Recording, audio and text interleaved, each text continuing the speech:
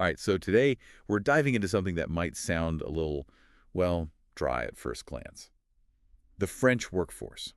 But trust me, it's way more interesting than it sounds. Exactly. Yeah. We're not just talking baguettes and berets here. We're going deep into the numbers, the sociology, the whole shebang. And we've got a really unique source for this deep dive, an actual French university course document. Yeah, it's like taking a peek into their sociology classroom, seeing how the French themselves were studying these changes. Exactly. And one of the first things that jumped out at me was this idea of the population active. Ah, yes. It sounds simple enough, right? Aye. But it's actually way more nuanced than just saying employed people, isn't it? Oh, absolutely. In France, population active casts a much wider net.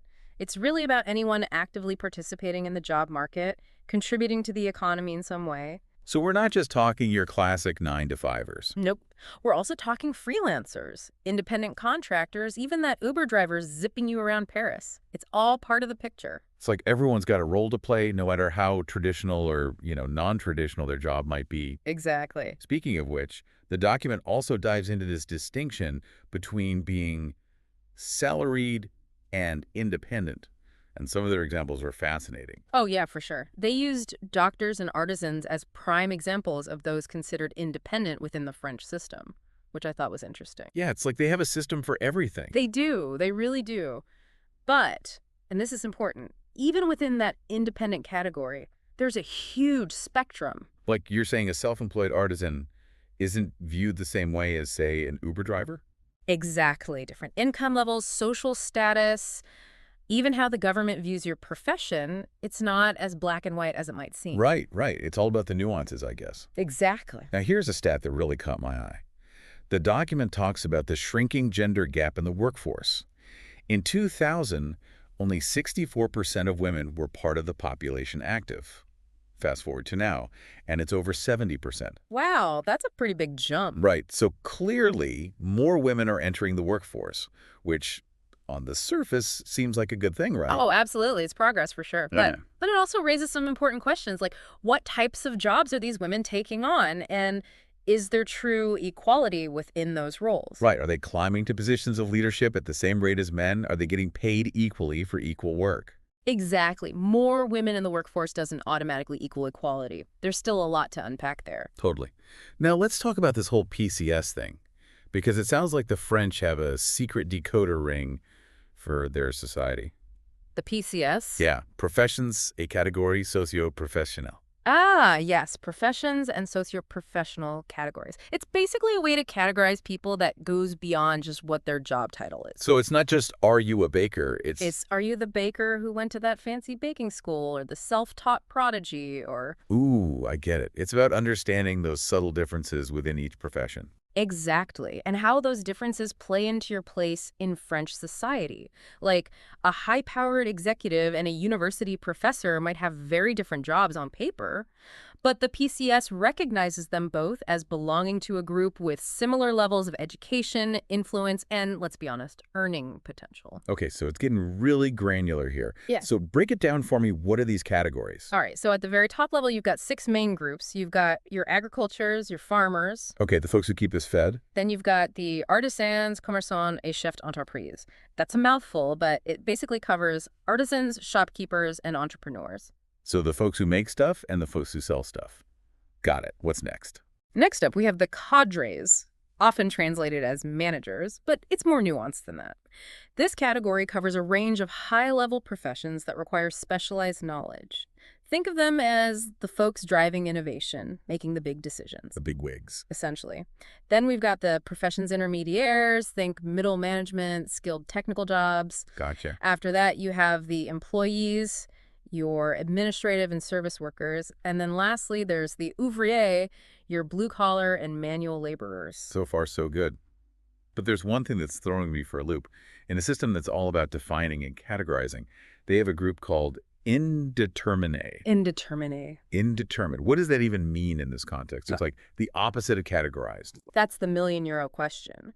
Even in a system as organized as the French one, there's still a space for those who defy easy categorization. It's fascinating, really. It's like they needed a miscellaneous category to make it all work. In a way, yeah. And as we dig deeper into how the French workforce is changing, You'll see why this indeterminate category might be more telling than they realize. Ooh, I love a good mystery. Yeah. We'll have to unpack that a little later. But first, okay, so we've got this whole PCS system down, this French way of like putting their workforce into different categories.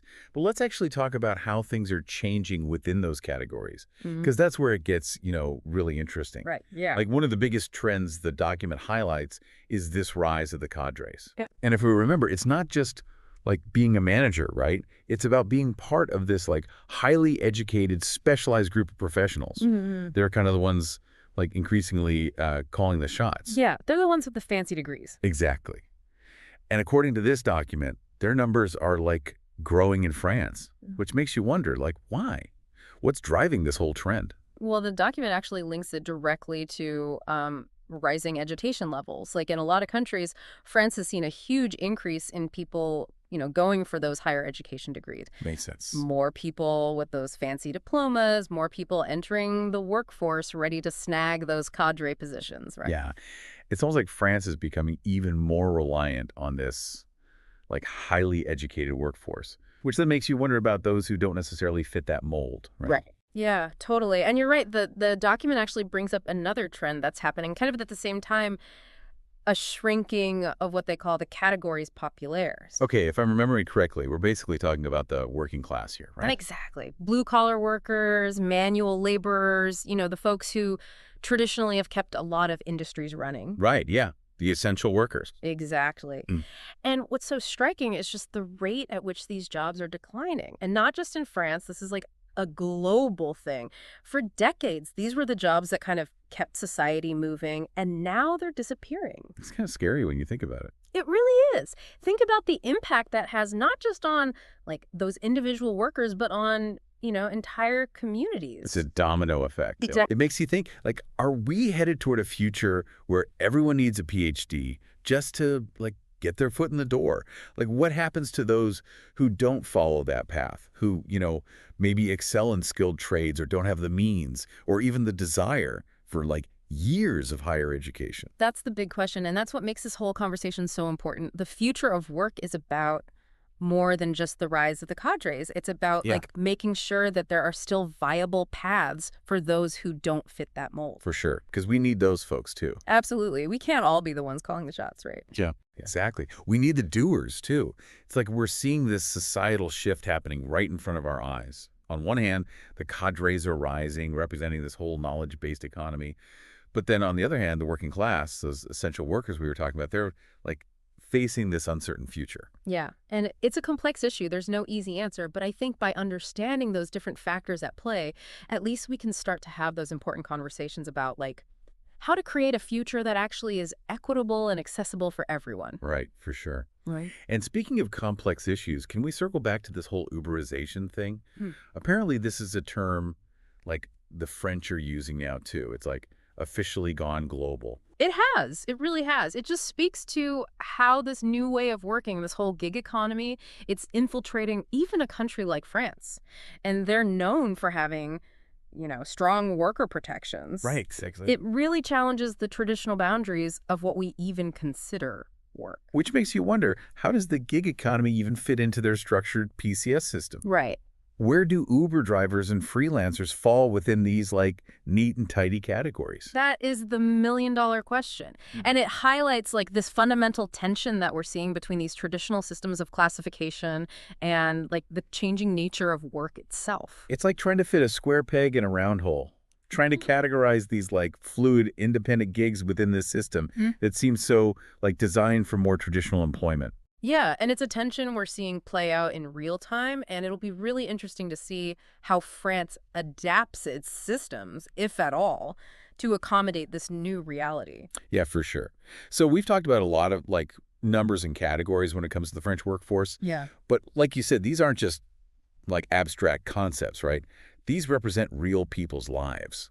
Absolutely. These trends, the cadres, the shrinking categories populaires, even this whole Uberization thing. Yeah. It all boils down to how people like earn a living, how they support their families. Right, how they fit into society. Exactly. And it's easy to get kind of lost in all the data, Yeah. But there's one thing that really struck me in this document. What's that? They were talking about how like Unemployment rates in France, they actually differ depending on which PCS group you belong to. Oh, yeah, it's interesting. It's an important point. Yeah. Because it just shows that even within a system that's, you know, designed to categorize, designed to create some sense of social cohesion, these inequalities still exist. Totally. So it's not just like unemployment in France is X percent. It's like your chances of being unemployed. Yeah. It kind of seems like it's also tied to this whole PCS classification. Exactly. Yeah. Wild, right? And the document, they point out that unemployment is actually more common among those in, the ouvrier and the employees categories. Which, if I'm remembering correctly, those are like our working class groups, right? Exactly. Which, I mean, it's kind of sad, but it's not all that surprising, I guess, given what we were just talking about. Yeah. The decline of those traditional industries, automation, all that. It's like those shifts are going to hit some groups harder than others. Absolutely. It's kind of like the unfortunate truth of it all. Yeah, you're totally right. And it just highlights how, while we see these broad economic trends that are kind of shaping the entire workforce, their impact isn't felt equally by everyone, right? Right. Some groups are just more vulnerable than others, and it's like this PCS system is almost like revealing those fault lines in a way. Totally. It makes you think about like the potential social consequences too, right? Like if this gap between the cadres and those like working class categories continues to widen, what does that mean for social mobility in France? Like, is it even possible to like climb that ladder anymore? Yeah, those are really, really big questions. And unfortunately, like, we don't have all the answers, right? Yeah. But I think just like the fact that we're asking these questions, that we're like digging beneath the surface and trying to understand all these complex forces at play, that's what's important. Yeah, for sure. So as we kind of reach the end of our deep dive into the French workforce, is there like one final thought, one big takeaway you want to leave us with?